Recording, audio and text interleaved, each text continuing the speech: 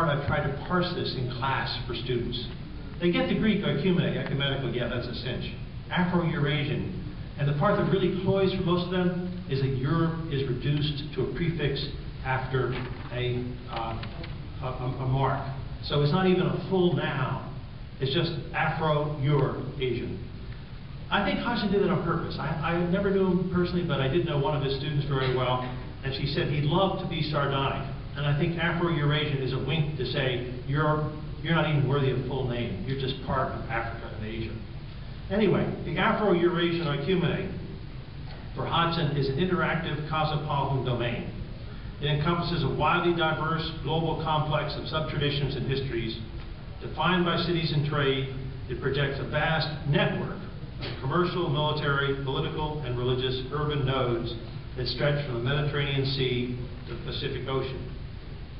Now, the focus on Islamicate civilization requires us to retell Islamic origins, or as Mark Bloch suggested, Islamic or Muslim beginnings. Because while Islam emerged in the 7th century from the Arabian Peninsula, it did not become a world civilization until Arab Muslim warriors conquered the major centers of, yes, the Afro-Eurasian oikumene. Encompassing Iran and South Asia, Europe, Egypt, of course Europe, Egypt and North Africa, Islamicate civilization came to include Persians and Turks, Berbers and Circassians, as well as Arabs.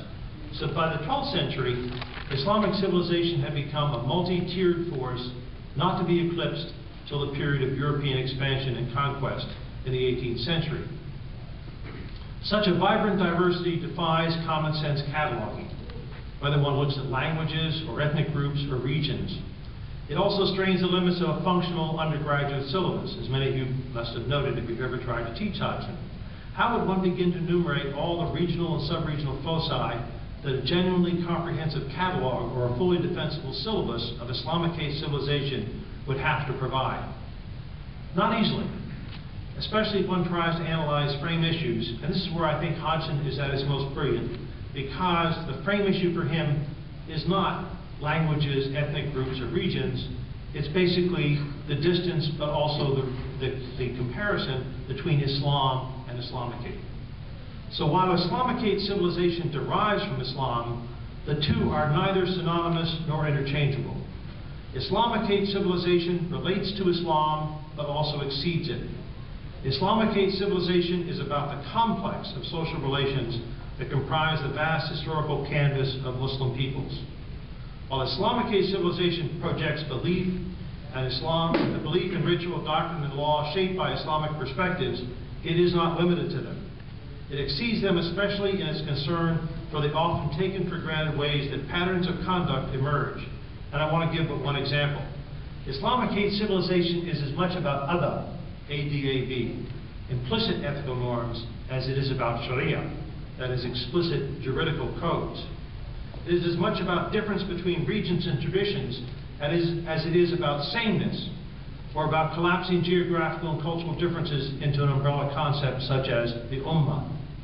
It is as much about discontinuity over time as it is continuity, whether between the 7th and the 21st century of the Common Era, or between the 1st and the 15th century in the Hijri calendar.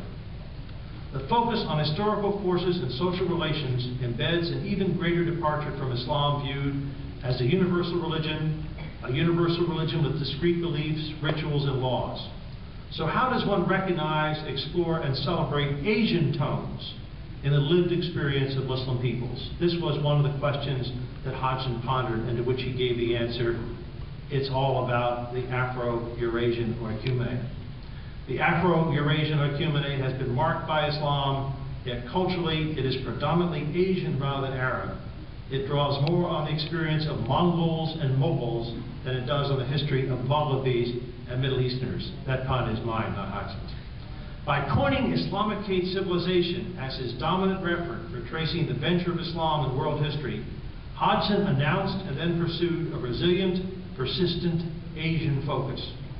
Since most Muslims are Asian, Islamicate civilization, like Muslim demography, derives its central focus and determinative profile from Asia.